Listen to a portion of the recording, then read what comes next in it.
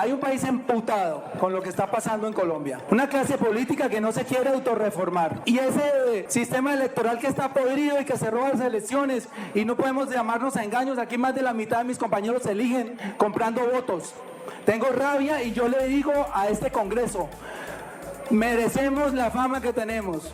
Merecemos la fama de nido de ratas. ¿Qué es esto? No puede seguir pasando esto aquí. No vienen más de 50, 60 senadores constantemente a trabajar. Los demás se roban la plata del sueldo. Tenía que decirlo. Mientras el mundo gira, en Esfera Pública analizamos lo que acontece. Hola, hola amigos de Esfera Pública, bienvenidos a nuestro podcast en el día de hoy o en la noche de hoy, depende de a qué hora lo estén viendo o escuchando, porque ahora lo podemos ver, ¿cierto, Vivi? Claro, también lo podemos ver a través del canal de YouTube para que también nos sigan. Nos encuentran como Esfera Pública Podcast, ahí pueden suscribirse a nuestro canal para que estén pendientes de cada podcast que sacamos. Pueden revisar los otros que hemos hecho y pueden darle like y comentar. Además vamos a estar o estamos cubriendo el día a día noticioso de Colombia y del mundo a través del Twitter, ¿no? Sí, en el Twitter nos encuentran como @esferapublicaco y también nos pueden encontrar en Facebook como Esfera Pública CO.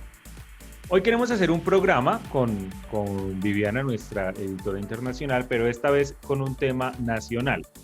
Y queremos hacer un programa muy educativo, Vivi, porque es que a muchos de nosotros en nuestro colegio nos dieron una clase que se llamaba Sociales, pero dentro de esa clase que se llamaba Sociales o Democracia, pues nunca nos enseñaron cosas muy básicas que nos iban a servir a futuro, independientemente si éramos médicos, doctores, empresarios o abogados, y es el funcionamiento del Congreso de la República, ese Congreso que se ha visto pues marcado por más noticias negativas que positivas. Sí, así es. Y bueno, pues para eso tenemos hoy un invitado, ¿no? ¿A quién tenemos hoy? Hoy tenemos a un abogado especialista en gerencia pública y control fiscal, a un experto en temas legislativos y de la política, de la cosa política en Colombia. Él es Hernán Camacho. Hernán, bienvenido a Esfera Pública. Hola Miguel, hola Viviana, hola a todos y todas quienes se conectan a esta hora con nosotros y muchas gracias por la invitación. Bueno, Hernán, yo creo que entremos en materia y arranquemos por la pregunta básica. ¿Qué hace el Congreso? Pues la respuesta también es básica, digamos, hace las leyes, que es una parte pues estructural y muy importante de la sociedad colombiana, pero también hace, digamos, otras funciones en torno a ese mismo ejercicio de la realización de las leyes. Tiene, por ejemplo, funciones de constituyente, es decir, es el cuerpo colegiado que puede reformar la Constitución mediante actos legislativos. Tiene la función legislativa de la que ya venimos hablando y tiene un elemento supremamente importante para las democracias en el mundo y es el control político.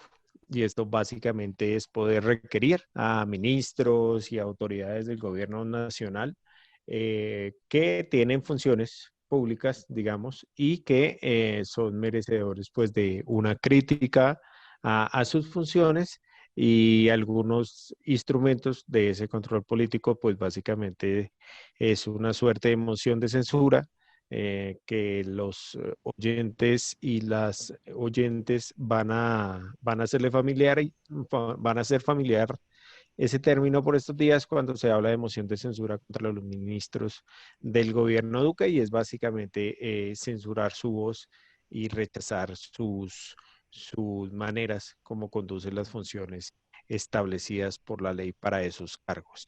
Tiene también una función judicial, el Congreso, y tiene otra función electoral, tiene algunas actuaciones de tipo administrativo y por último tiene una suerte de funciones de protocolo que digamos lo hace de una manera tradicional este cuerpo colegiado y son digamos algunos elementos como recibir a jefes de Estado o establecer relaciones con otros gobiernos en otras naciones. Esta gente tiene un montón de cosas que hacer, porque se la pasarán durmiendo en el Capitolio. Sí, porque uno los ve jugando Candy Candy Crush. Crush y otras vainas ahí. ¿En qué momento hacen todo lo Todo lo que... que tienen que hacer.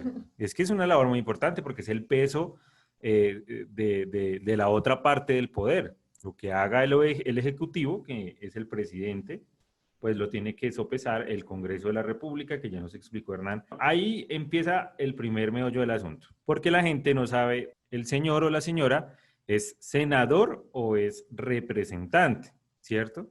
Ahí empieza el otro meollo. ¿Qué es y quiénes componen la Cámara de Representantes? ¿Y quién es o quiénes componen el Senado de la República? Listo, si quiere empezamos por el Senado de la República. El Senado es una corporación de elección popular con una circunscripción nacional y aquí es donde empieza a enredarse el asunto cuando se inmiscuye los detalles de la ley.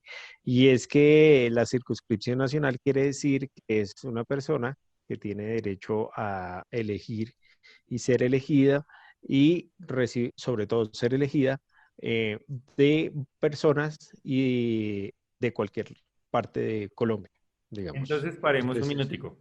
Es decir, que por ejemplo, la senadora Aida Abella pudo haber recibido votos de Jijuamiendó, de Tuluá, de La Guajira y de Ráquira. Así como del exterior y de colombianos que estén inscritos en las islas o de personas que se encuentran o ciudadanos, mejor, de alguna particularidad, por ejemplo, que son indígenas, pero pudieron votar por ella, porque aunque los indígenas también, y lo vamos a ver más adelante, tienen una circunscripción especial y particular, pues también tienen derecho a la circunscripción nacional y también pudieron votar por la senadora que usted hace referencia. Bueno, el representante básicamente es, digamos, se elige de manera igual, es decir, es un cuerpo colegiado de elección popular.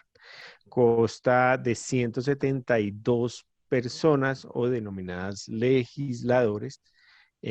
Y básicamente esto, su manera de hacerse elegir ya tiene, para decirlo de manera pedagógica, otro mecanismo. Y es que ellos no pueden recibir votos de cualquier ciudadano distinto a un ciudadano que esté inscrito en un departamento particular para ejercer su voto. ¿Me explico? Si yo soy nacido o al menos registro mi cédula en el departamento de Antioquia y allí hago el ejercicio de elección, es decir, sufrago, yo solamente tendría derecho a elegir un representante del departamento. Es decir, no podría votar por representantes de otros departamentos. En cambio, y para que nos quede más fácil el ejemplo, en cambio, en la circunscripción nacional yo podía votar por un candidato que tuviera su origen en otro departamento. Entonces, la Cámara en ese caso es un poco más restrictiva y es que se eligen ciudadanos para representar un departamento y los ciudadanos eligen a ese representante para ese departamento en lo que se llama una circunscripción departamental. Pero, por ejemplo, vamos al departamento del Quindío, que es un departamento muy pequeño. Y vamos al departamento de Cundinamarca, que es un departamento muy grande, donde viven muchas personas. ¿Los dos departamentos tienen derecho al mismo número de representantes o eso cómo se mueve? No todos los departamentos tienen el mismo valor para asignar a representantes de ese departamento. Es decir, entra a jugar una cosa que se llama el censo electoral. Y es básicamente que se reparten las 172 representaciones de la Cámara por el número de habitantes que se tenga. Y también ahí entra a jugar el número de votos también que se tenga. Las fórmulas, bueno, yo creo que las fórmulas sí son un poquito más complejas de entender, digamos, o de explicar así de manera breve, pero pero básicamente se reparten las curules de acuerdo al número de habitantes que existan. Ahora, eso también vuelve a jugar con un elemento de cuántos son el número de votos de ese departamento, y también esa es otra regla que se va integrando a la fórmula para ver si el departamento de Quindío puede tener uno, dos o hasta tres senadores, y en cambio, por ejemplo, el departamento que más votado, más representantes a la Cámara tiene es el Valle del Cauca, y no es el departamento, digamos, en número de habitantes mayor, pero sí por el número de gente suscrita en el censo y que hizo el ejercicio pues de votar. Ah, bien. No, ya me queda un poco más claro y espero que a los oyentes también. Entonces ya tenemos claro qué hace y qué componen el Senado y qué compone la Cámara. Pero ahora la pregunta del millón. ¿Cuántos senadores hay y cuántos representantes hay? Senadores son 108, son 100 senadores elegidos por la circunscripción nacional de la que ya hablamos, dos senadores elegidos por pertenecer a circunscripciones especiales, en este caso la especial indígena, y una representación del Senado también por los colombianos que viven en el exterior. De manera que hay 108 y en la Cámara son 172. En este caso son 161 miembros de la de Representantes que se eligen por la circunscripción de la que también ya hablamos, la circunscripción territorial, dos representantes a la Cámara por las comunidades afro, un representante de los colombianos en el exterior, un representante de la Cámara de las comunidades indígenas. Bueno, Vivi, ¿tú crees que son muchos o muy poquitos o qué? ¿O están bien? pues para todo lo que tienen que hacer Claro, son muy claro, pocos, tienen que pero ser para todo muchos. lo que se la pasan durmiendo, parece que fueran muchos, ¿no? Sí, sí, sí. Bueno, Bueno, pero yo quería preguntar y como hacer otra claridad. Ya hablamos de la diferencia de cómo se eligen tanto senadores como representantes, pero en cuanto a sus funciones, ¿cuál es la principal diferencia? Porque uno pensaría, si los representantes se eligen de forma, digamos, desde los departamentos, entonces quiere decir que legislan únicamente para los departamentos. Y que si los senadores se eligen a nivel nacional, entonces es una legislatura a nivel nacional. No sé, quisiera como esa claridad ahí de cuál sería como esa diferencia ya como más en las funciones. No, digamos, las funciones serían básicamente las mismas. No hay diferencia, digamos, la ley no se aplica. Colombia no es un estado unitario, dice la Constitución, no es un estado federal. Si tuviéramos un estado federal, ahí ya las leyes tuvieran una aplicación restrictiva, es decir, del orden simplemente departamental. Las leyes locales, ya la competencia en ese caso es de las asambleas, y para los territorios mucho más locales, para las alcaldías sería en este caso los consejos. Miguel, yo no sé si tú te acuerdas la polémica que hubo cuando Arturo Char llegó como presidente del Congreso. sí, claro. Y me acuerdo también de la jugadita y me acuerdo, bueno, de esos dos últimos presidentes del Congreso que han sido tan polémicos, pues en este último gobierno tan polémico. Uno mira los debates y entonces ve que el presidente es como quien da la palabra, quien va moderando, y uno dice, bueno, pero ¿qué más hace el presidente del Congreso? ¿Por qué tanta importancia y por qué tanta discusión cuando Arturo Char llegó a ser presidente del Congreso? Pues yo ahí voy a dar una opinión, digamos, para hacer memoria también. Porque no solamente los últimos del de la jugadita o el que dicen que no trabaja, que es el señor Arturo Char como presidente, pues a eso súmele también a un montón de presidentes del Senado que fueron o que tienen la particularidad de hoy ser expresidiarios, porque hubo una época, sobre todo la primera mitad del siglo presente, entre el 2000 y el 2010, que los dos periodos de Congreso, pues básicamente fueron periodos en los que casi todos los presidentes, si no todos, el 90% estuvieron en la cárcel. Entonces, esa particularidad también creo que el pueblo colombiano la debe tener en cuenta porque pues fueron unos presidentes bastante ingratos en términos de lo que significa la dignidad de ocupar ese cargo. Las funciones del presidente, pues básicamente lo que ha dicho Viviana es correcto. Digamos, en cabeza de él están la conducción de las discusiones de la plenaria, él convoca las discusiones, él convoca las plenarias, él y las mesas directivas convocan los temas que se van a discutir y son los que aprueban o no el debate. Evidentemente tienen un poder muy importante porque es un poder político, ponen agenda, establecen cuáles son las discusiones y ese, digamos, hace parte del ejercicio del poder de la legislatura. ¿Y cómo llega el presidente a ese cargo? ¿Quién lo escoge? El presidente del Congreso se elige por un procedimiento reglado en la ley quinta, y es que hay bancadas que designan, digamos, o promueven las candidaturas de determinados senadores, y es en la reunión de la plenaria, de la primera plenaria de inicio de legislatura de cada año. La legislatura va del 20 de julio al 20 de diciembre, y la primera reunión del Congreso en pleno es justamente para elegir mesas directivas, y elegidas mesas directivas votar por la presidencia, por la vicepresidencia y por la segunda vicepresidencia del Congreso de la República.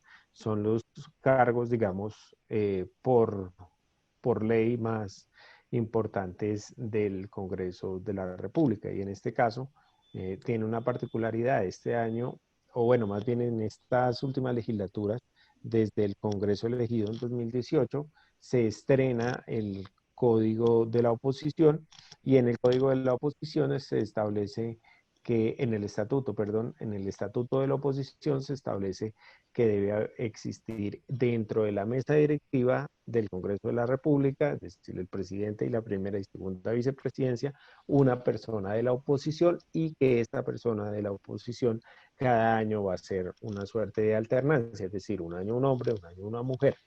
Ese es un ejercicio digamos, legado del proceso de paz, porque es hacer efectivo un anhelo, ¿no?, de hace, bueno, desde que surgió la Constitución del 91, de tener un estatuto de la oposición que estaba en la Constitución del 91, pero que no se cumplía porque no existía ese estatuto que debía ser tramitado por el propio Congreso. Luego de el inicio de la implementación del acuerdo de paz, surge el estatuto de oposición, y allí encontramos esta y otro tipo de, digamos, de derechos con los que hoy goza la oposición, producto, pues, o mejor, para el ejercicio de sus funciones. Pero es muy importante señalar que dentro de la presidencia, dentro de quienes quedan elegidos, al menos un miembro de la oposición debe estar allí. ¿Y qué hace una vicepresidencia del Senado? Pues una vicepresidencia del Senado tiene, digamos, casi que tiene las mismas facultades, ¿no?, del presidente. Convoca a la plenaria en ausencia del presidente, cierra los debates en ausencia del presidente, y tiene otro tipo de funciones, digamos, exclusivas de trámite administrativo propios de la mesa directiva. Pero también adjudica, o digamos, en teoría sería un cuerpo, ese colegiado de 3 personas, que, digamos, el espíritu de la ley señala eso, la realidad es otra cosa. Y es que ellos 3, pues, definan entre los 3 cuáles son las prioridades del debate, de la agenda, pero pues eso no sucede, eso sucede solamente en la ley o en el espíritu de la ley, pero en la realidad es que Arturo Char, pues, digamos, define todo, y los dos presidentes, o él y la vicepresidenta, digamos, más bien están haciendo un ejercicio ahí de constancia histórica, porque más bien poco de consulta. Claro, y es que básicamente el presidente del Senado entonces es quien decide qué sí se legisla y qué no. Entonces, ¿cómo va en algún momento a legislar en contra de él mismo?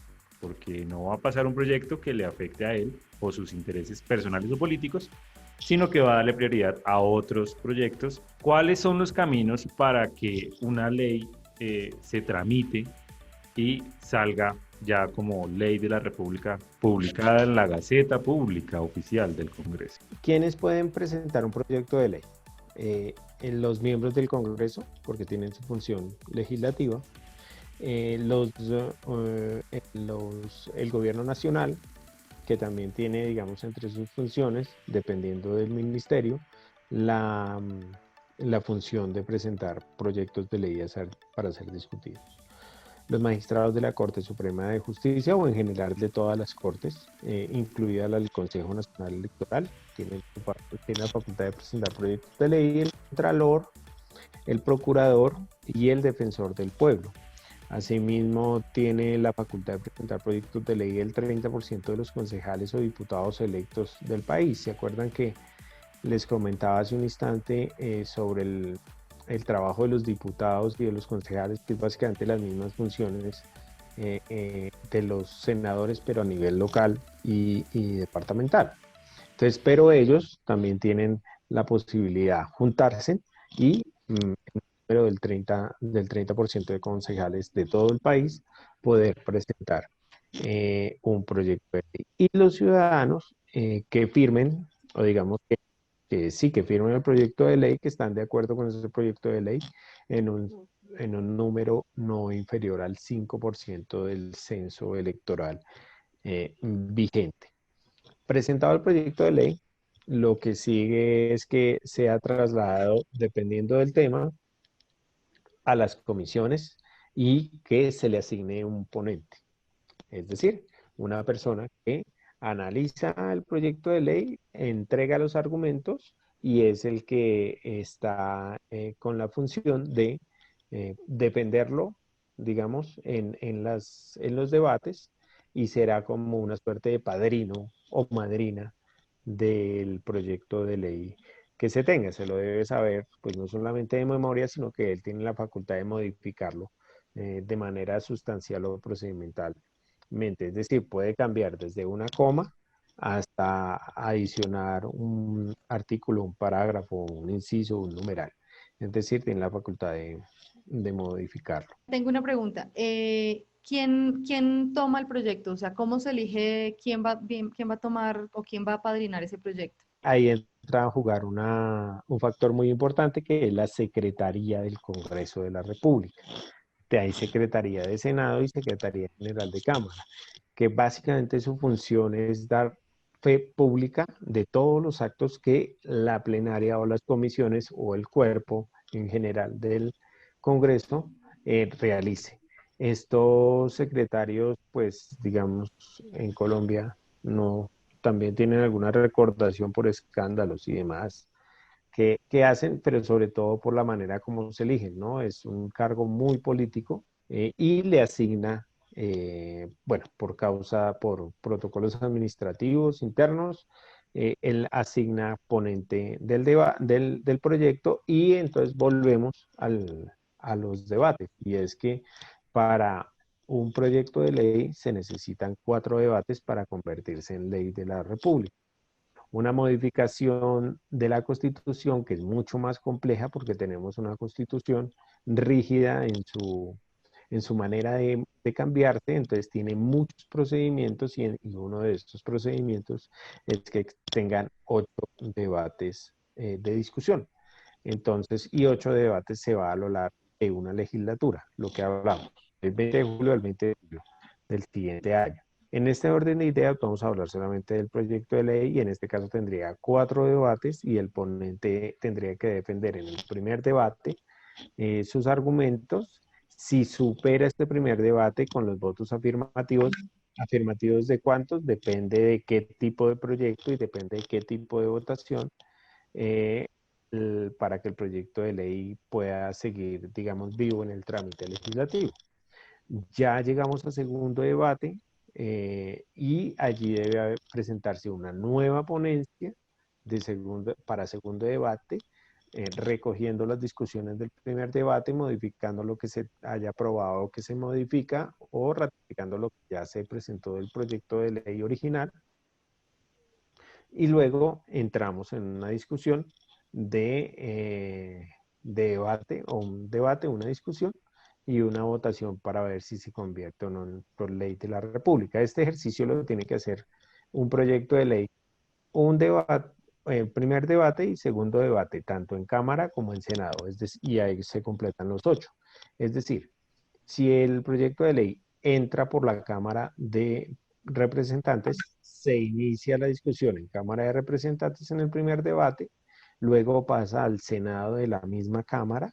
Si supera el Senado, en el Senado de la misma Cámara, el proyecto de ley vuelve a la Cámara de Representantes para un tercer debate con una nueva ponencia para segundo debate, que es un poco complicado aquí los movimientos que hace el proyecto de ley para convertirse en ley, pero finalmente son 4 debates y una sanción presidencial, además de la revisión automática pues, de la Corte Suprema de Justicia, en algunos casos, dependiendo de la modificación legal que se haga. Bueno, y en todo ese camino que recorre pues lo que se va a convertir en ley, el proyecto de ley, ¿cuánto tiempo pasa? Todos los proyectos tienen una fecha de nacimiento, digamos, en el proceso propiamente dicho del trámite legislativo y una fecha de contrarreloj. Un año, si al año no se discutió, si en el año no pasó a segundo debate,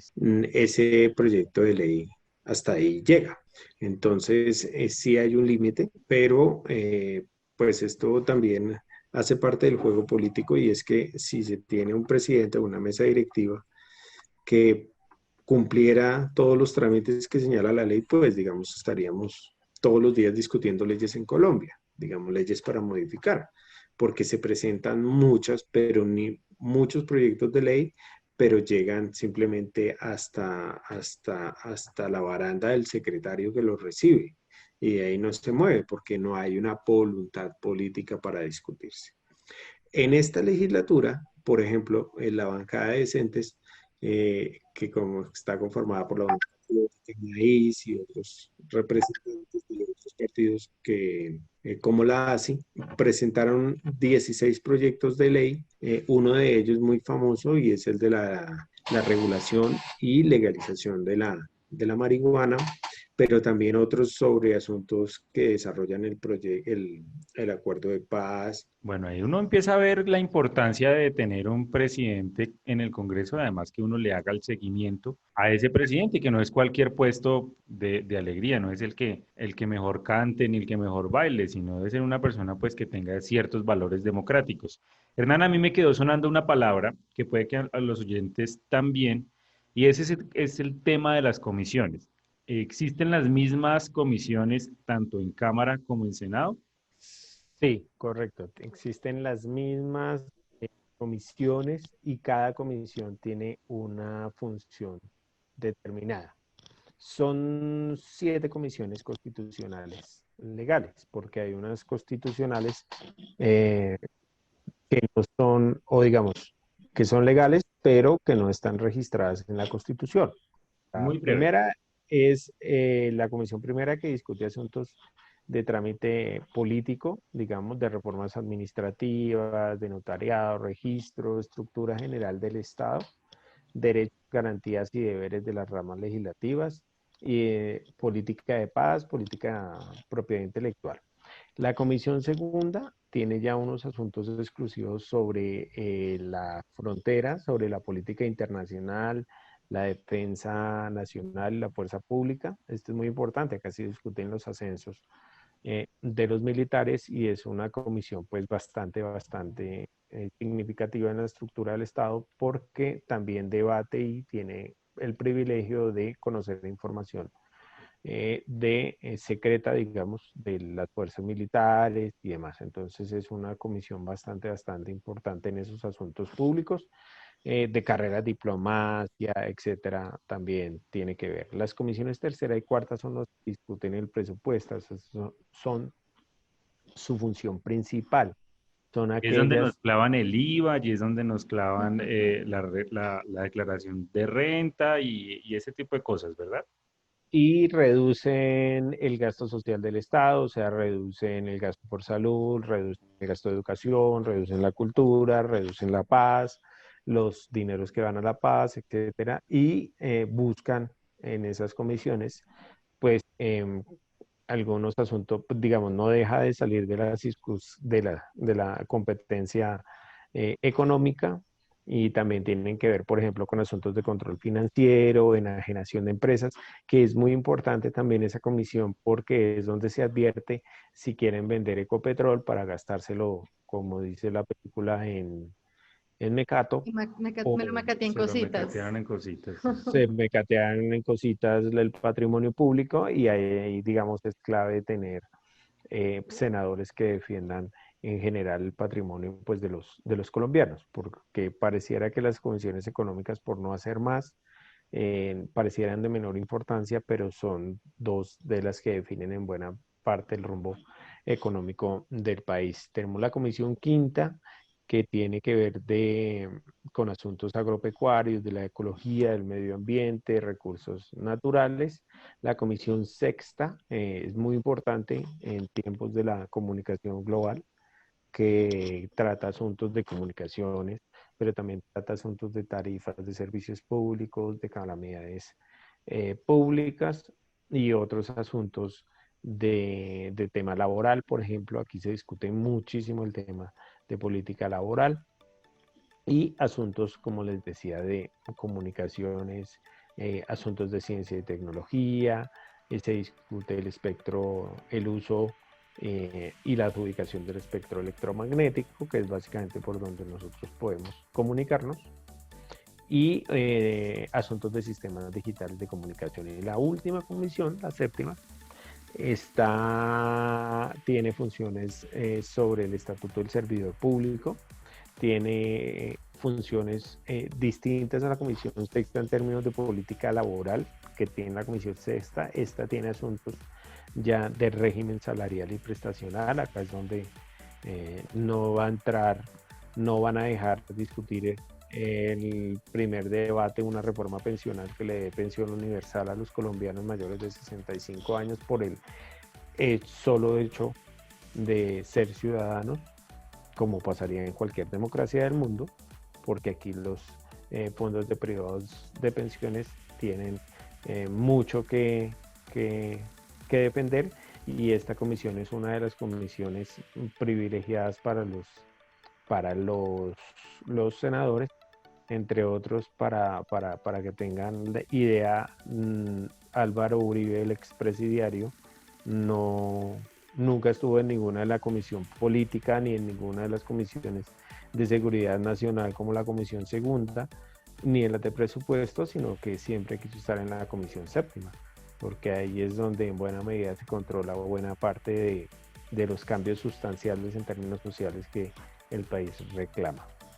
Este tema tiene tanto de largo como de ancho, y pues además de conocer la importancia del presidente del Congreso, también conocemos la importancia de nuestro voto, pues el voto que damos a los senadores y a los representantes, y por qué es tan importante también que nos informemos en ese tema antes de dar nuestro votico, ¿no? Claro, es que ya conocemos entonces por dónde es que entran y cómo es que funcionan las leyes, y asimismo tenemos que buscar al senador o al representante por el cual votamos y revisar en qué comisión está, a ver si la idea que nosotros tenemos pues es viable para hacer una ley, porque es que recuerden que es que ellos no son dioses, esto no es una monarquía.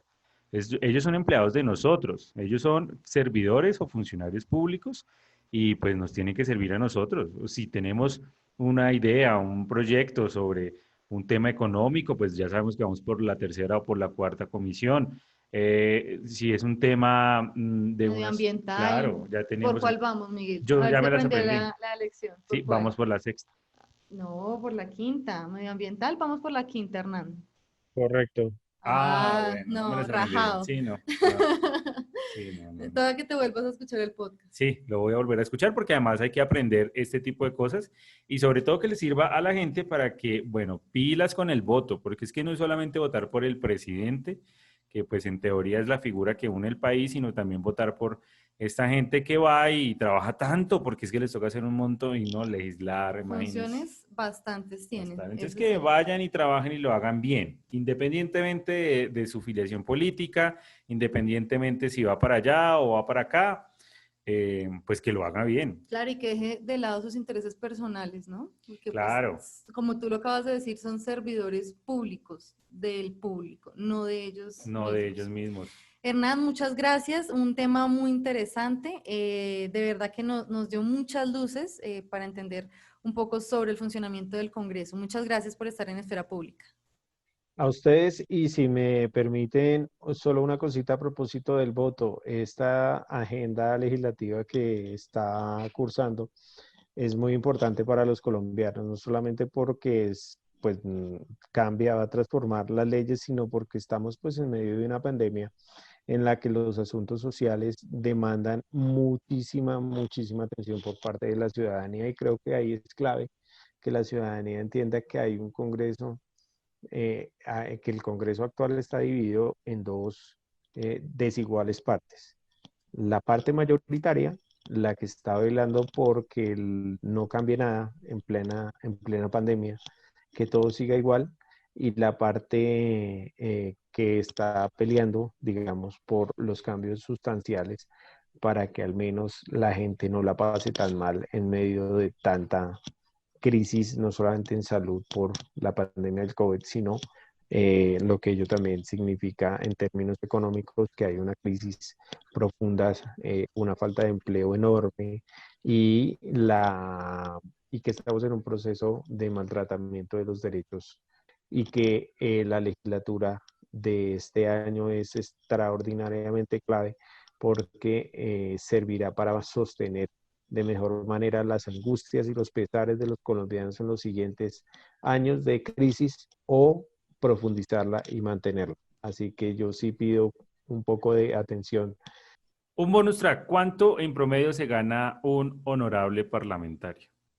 Pues registran 28 millones de pesos, pero le entran así limpiecitos a su cuenta, más o menos 21, 22 millones de pesos, descontándole por los asuntos de renta y demás. Bueno, Hernán, muchas gracias por estar en Esfera Pública. Tenemos que vernos más adelante porque en 2022 vienen elecciones y hay que enseñarle a la gente a votar. Entonces, bueno, muchas gracias por haber estado hoy aquí en los micrófonos de Esfera Pública y pues muchas gracias por atendernos. A ustedes muy gentil. Chao. Adiós, adiós. Chao, chao. Los datos, las historias, las palabras, la memoria. Los datos, las historias, las palabras, la memoria. Un recorrido por el mundo, una vuelta por la esfera pública. Dirige Arturo Rojas. Mientras el mundo gira en Esfera Pública, analizamos lo que acontece.